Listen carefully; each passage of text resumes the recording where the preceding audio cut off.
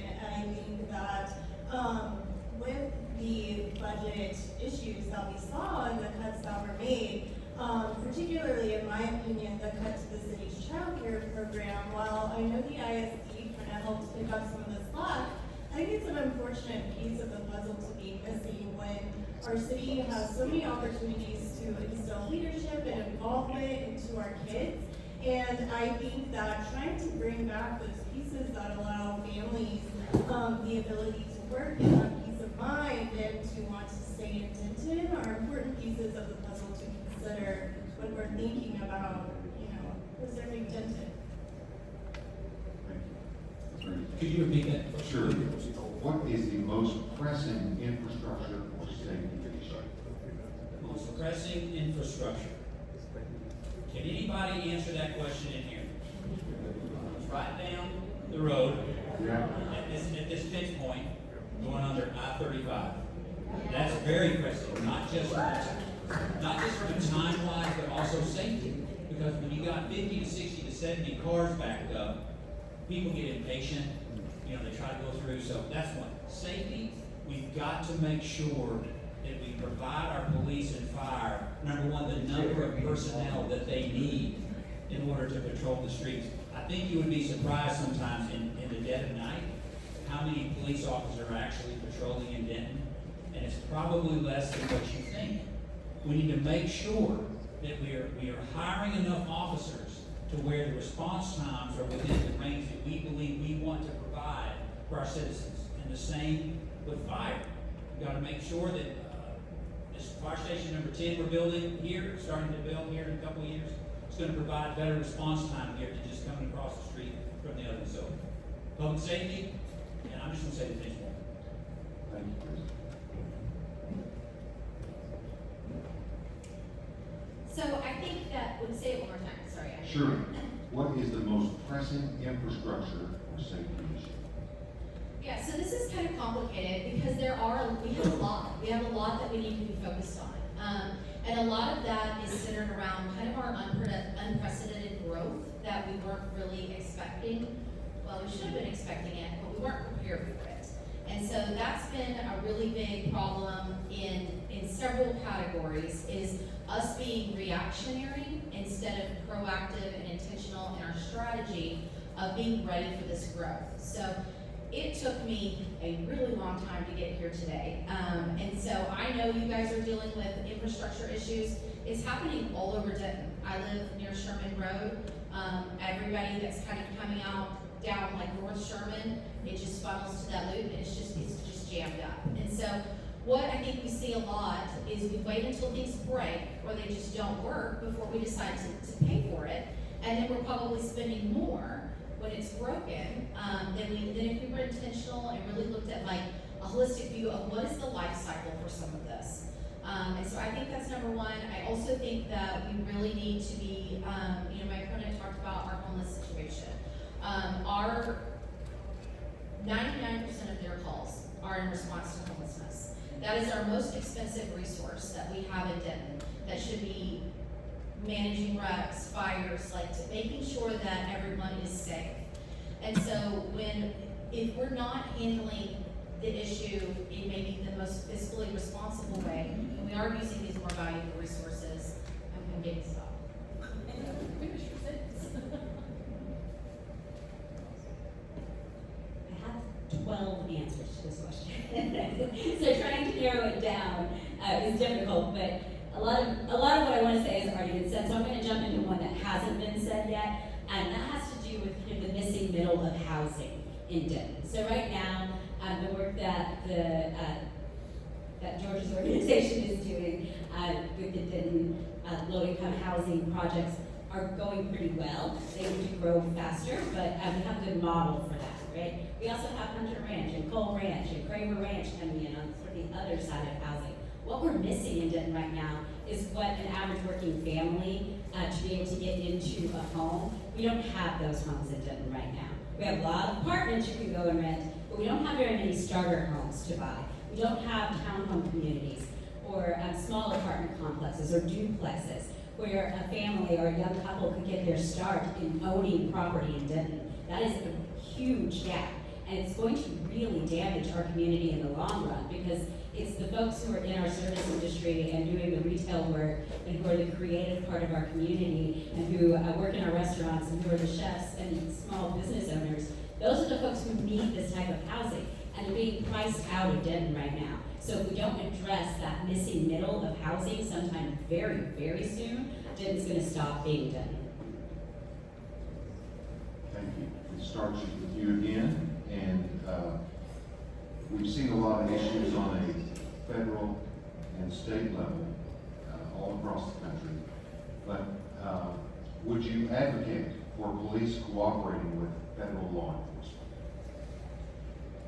So we felt like it was fair. If I go first this time, since she Sure. went first last time. Go right ahead. Will you repeat the question one more time? Would you advocate for local police cooperating with federal law enforcement?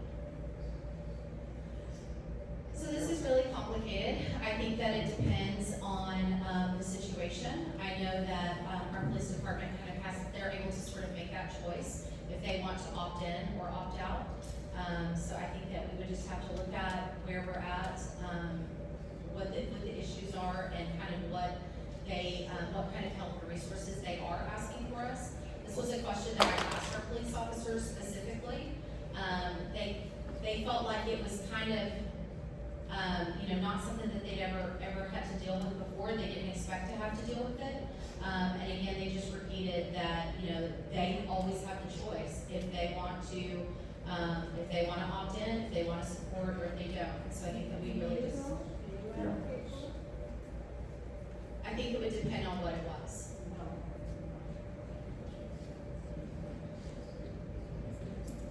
Or we're gonna go back one? Yeah. Start over? Okay. I'll go, yeah. That's Could you good. repeat the question? Sure. With all of the federal and state issues, taking those into consideration, would you advocate for local police cooperating with federal law enforcement? I think we already do that. We have to cooperate with ICE and the Denton City Police Department. I mean, they can't.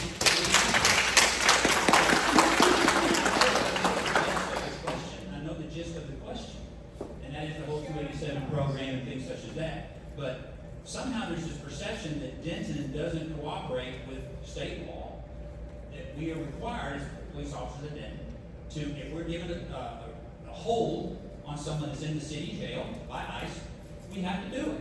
Now, the practical matter is that very seldom happens, because Denton doesn't have but maybe 1 or 2 jail cells or 3. So we're not there to incarcerate people for long amounts of time.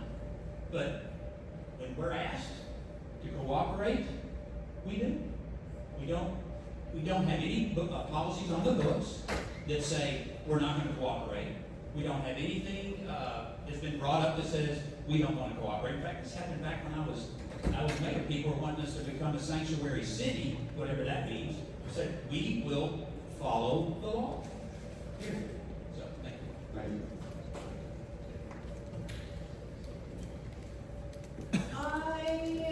I'm not going to have a popular opinion here. I would not advocate for that in terms of ICE. I care about our immigrant communities, and whether you like it or not, they are working, they are purchasing things from our grocery stores, they are contributing to state taxes.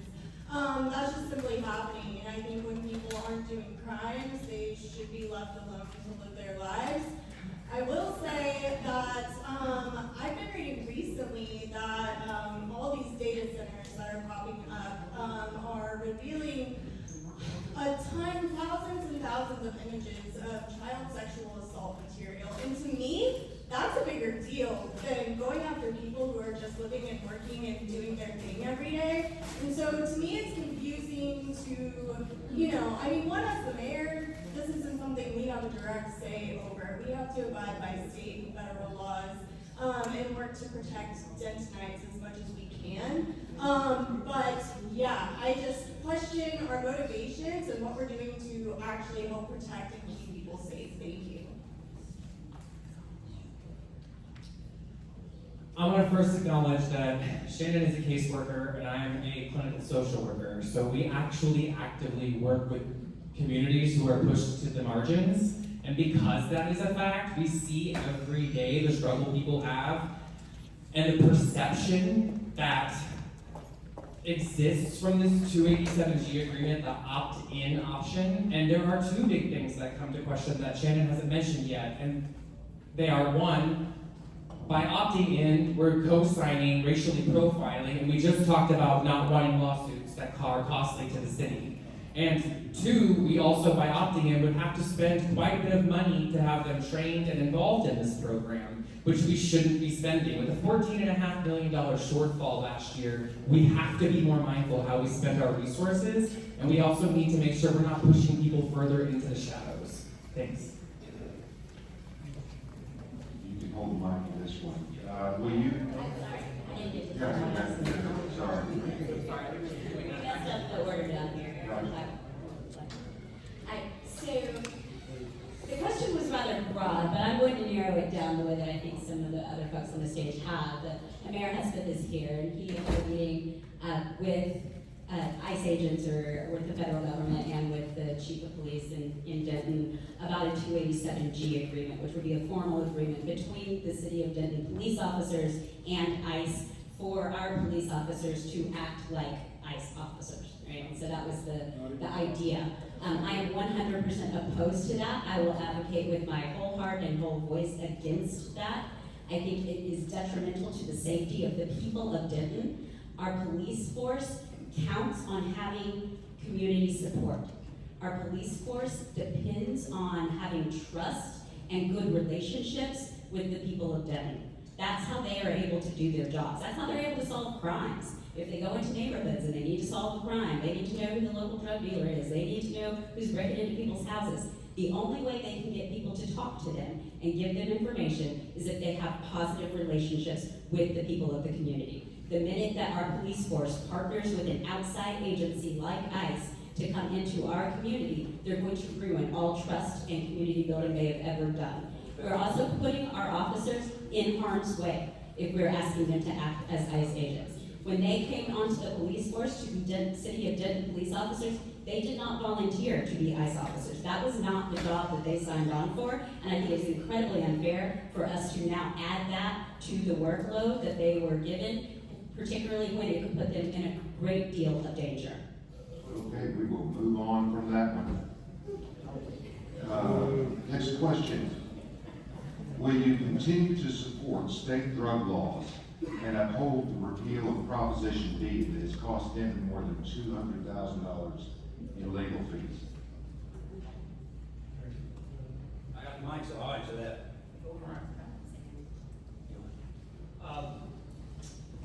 Sure.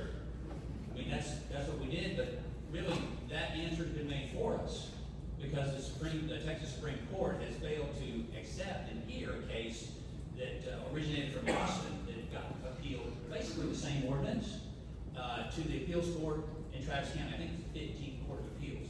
And they reversed Austin's ordinance that was similar to Denton's. And the Supreme Court said, we don't need to hear it, and so that becomes the law of the land. So, yeah, I mean, that's the law. So we will enforce the law. Mike, we can't hear his microphone. You can't? Now we can. Sorry. Can I repeat myself? No. Yeah. Could y'all hear me back there? Okay, all right. Thank you, Don.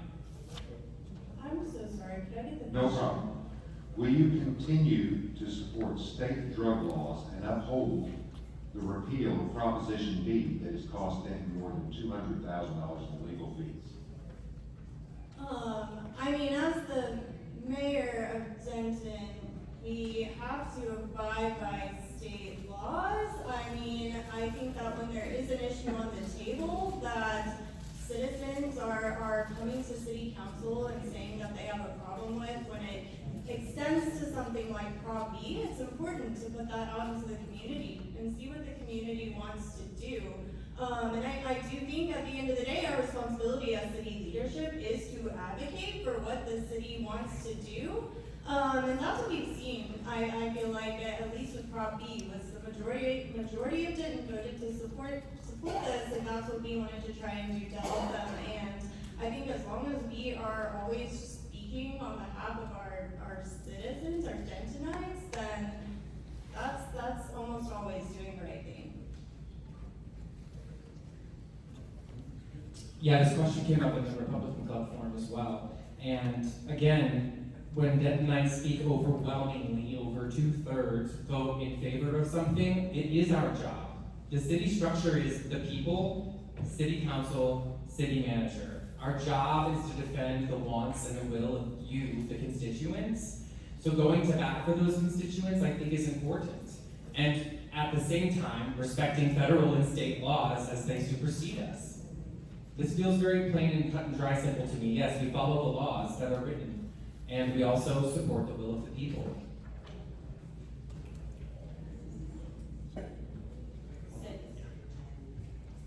So there are kind of two parts of that question that I'm going to handle separately, and I'm going to do the second part first. So would I continue to support the repeal of Prop B? Yes, for all of the reasons that have already been said. The Supreme Court in Texas has had the final word on this, that cities like Denton, and there were several other cities in Texas who passed similar propositions to decriminalize marijuana within their community, to take that burden off of the police force, off of the jails, off of the court systems. I'm talking about a waste of money. There it is. There were several communities that passed similar propositions, and the state has been clear that we cannot use that in our cities, even though that was the will of 72% of the people of the city of Denton. Now I'm going to talk about the first part of that question. You asked, do you support state law? I oppose state law on marijuana. I think recreational marijuana should be legalized in the state of Texas for several reasons, but mostly because criminalization of marijuana overloads our court systems with nonviolent crimes. I think our court systems should be better utilized in supporting families, in pursuing violent criminals, and criminals not necessarily violent, but who are doing financial crimes against people, who are ripping people off. That's what our court system should be used for, not some college kids who got caught with weed in their pocket. Okay, we'll start over with one more. Sorry. Go ahead. Do you mind repeating? No problem. Will you continue to support state drug laws and uphold the repeal of Proposition B that is costing more than $200,000 in legal fees? Yes, absolutely. I will support that. Again, I think that Prop B, you guys can keep me honest, I think it was 72% of our residents that voted in favor, or that kind of signed that petition in favor of it. That's an overwhelming number of people that felt strongly about this issue. And so I do think as a council member, we have to find that balance of listening to our community, engaging with our community, but also kind of being the determining factor on what's a want and what's a need. And right now, Denton is in a critical position of, we have a spending problem. And so we've really got to kind of bring it back to the core issues. Stop wasting, again, you're going to hear me say this several times, stop wasting our valuable tax dollars. They can go to other things. And so to answer your question, simply yes, because this is one of those issues where we stepped outside of what's the city's purview.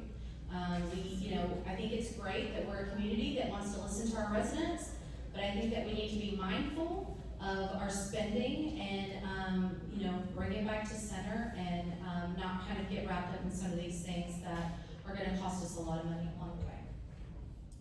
Okay. So the last question that we're going to have in a 90-second response format relates to affordable housing.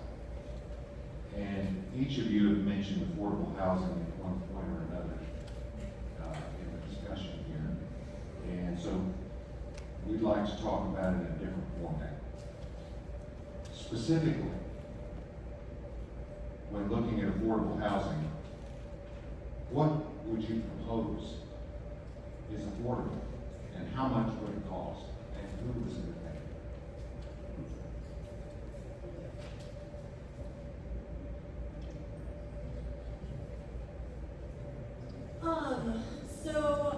Transparently, I could only tell you what I think is affordable based off my own personal lower income experience and the experiences I've had working with college students who are struggling to pay rent, their bills, their car payments, pay for school, trying to improve their lives so that they can earn more. And a key piece of why I can't tell you holistically is because our median income is based off of Dallas.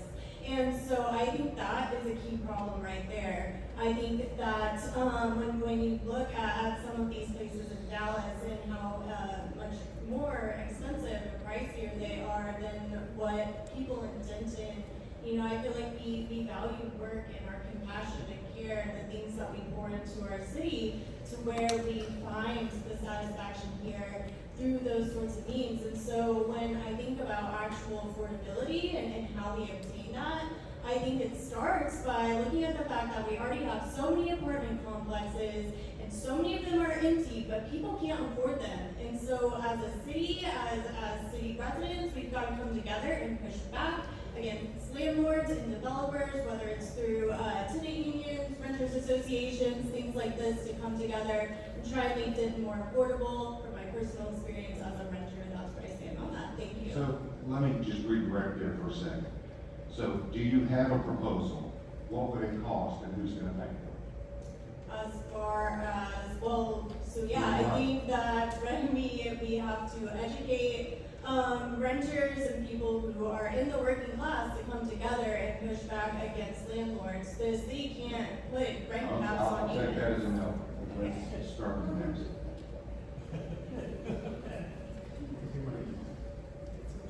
So data's been out there for a while, so when we talk about council not knowing, I disagree. We are the 12th fastest growing county in the country, and in the triangle of DFW, we are the second worst in housing availability for low income and severely low income families.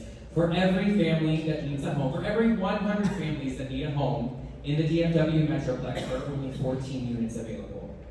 14, which means 86 families don't get housing they can afford.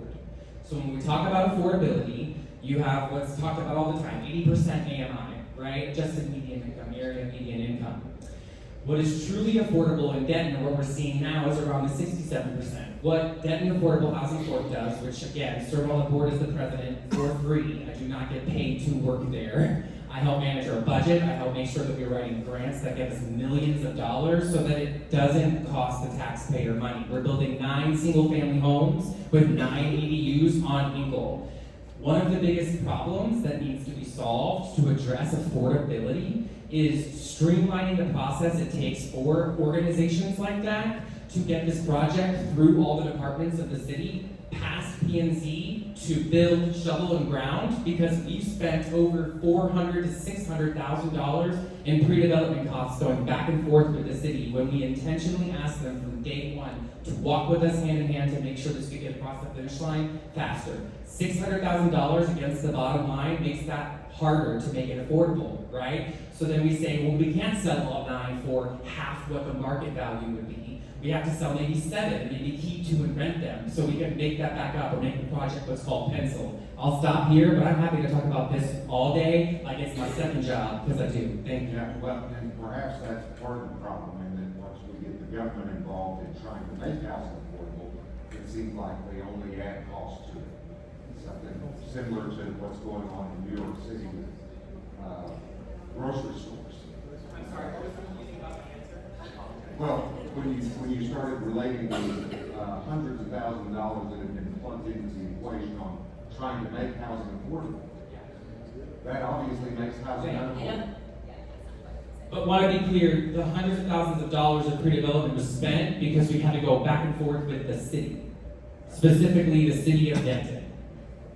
When we intentionally asked them, and So as a mayor, what would you? I'm running throughout Large Place 5, sorry. On place 5, what would you do to propose to the city higher ups, how to get rid of that stuff?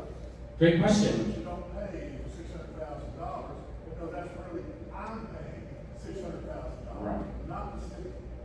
Well, DAC pays the $600,000 in pre-development, going back to their engineers, right? Reworking the plans, moving the lines, and the comments that came back from different city government departments. But to answer the question, it's having someone who understands the levers to say, let's pass an ordinance that says, when you meet the matrices that you have to meet to qualify for this is an affordable development, We streamline that process. What does that look like? All departments get together in one meeting. We go through this intentionally from day one. We do all the surveys together, right? It's being intentional with the process. I guess. And that's something you can do and pass. The big picture economically is, we're talking about removing free enterprise from building homes that people can buy and afford. Everyone out here, times, so. Heard. I just wanted to make it clear that like this already happens in our city. We're doing that work. And I'd love to tell you more of the struggles and the great parts about it. And kind of jumping off where George left there, the funding that they're spending for these affordable housing units right now is primarily grant funded. This is coming from federal grants that are being spent on affordable housing. So it's not coming out of our city tax base, it's coming out of federal grant money, right? Oh, sorry, have to keep this mic, sorry, yeah. So it's a different pocket of taxes, but they are federal grants that are coming in. I don't think the free market works to keep diverse housing in our community. Is that a priority for anyone in this room? No. Okay, it's a huge priority for me and everyone who loves Denton, Texas. We only get to exist We as a love company. that, Texas. Be careful there. Okay, can I finish my answer now? Be happy to, but. Awesome. But before you insult the rest of us. Okay, well, if you let me finish my answer, maybe you would have heard less insult. Thanks. So, Denton is a vibe, right? Denton is a feeling, it is a spirit. And it is kept alive by a huge diversity of people who have a huge diversity of income. A lot of the people who make Denton what it is are the folks who are making $30,000 or $40,000 a year. That's how much money they make running their coffee shop. That's how much money they make selling records at recycled books. That's how much money they make running their small business. That's how much money I make running my small business. Okay? That's what we're talking about in affordability, $40,000 a year. There is not housing being built in Denton right now for someone with that kind of income to be able to live in. There's no city in the country that is. Denton is non-qualifier for any mortgage anymore. $30,000 doesn't qualify you for a mortgage. So, if we have developers who come in, who are recruited by the city to build the kind of housing that the missing middle can afford, things like townhouses, small cottage communities that are multiple houses around a garden, right, instead of lots of streets running through them, but are communities, not apartment complexes that are faceless. Starter homes, right, this is what I'm talking about, that our city needs to be intentional in filling the missing middle of housing when we're talking about affordable That's housing. time. Are there more follow-ups? Because I'm getting confused with time. How many more people are gonna follow up? Yeah, no more follow. So I think it's just me and Chris left. Okay, so I'm gonna give you each 90 seconds, I can get on the others. Okay, Yeah. do you mind repeating one more time? Just No problem. there's a lot. No problem. Affordable housing, it's an issue. How much would your proposal cost and who will pay for it? Yeah. Okay, so affordable housing, in my opinion, is one of those kind of buzzwords. I want to move out of It's that. thrown If we around can a get lot elected, I'm when it moving out comes of to that. like these politics, like these local elections, you hear affordable housing. No one really understands what it means. And so I think that when we get to the core issue, all of us want to be able to afford our housing. And so as somebody that struggled for years, as a single mom, I had 4 boys. I competed with college students renting homes. They would come in $650 a room, and I'm wanting the same place for about $850, $900 if I'm lucky. And so there is a real challenge finding housing that's affordable. But I think that we also kind of have to take ownership ourselves. You know, I worked really hard for several years, got to the point I could save up a deposit and buy my own home a couple of years ago. That was important to me because I know that that's how you kind of establish that generational wealth. I don't know that my kids are going to be able to afford a home one day, and so I would like to be able to pass that on to them. That was a goal of mine, and that was something I was able to accomplish. And so I think that what we have to do for as council members is give our community the tools that they need to thrive and not just survive. There's always going to be accountability, but we've got to boost our economic development and bring higher paying jobs. I commute an hour every single day to work. I commute up and down 35. It is a beating. It would be great if we were more business friendly and attracting companies that will bring higher paying jobs to Denton so people can afford their housing.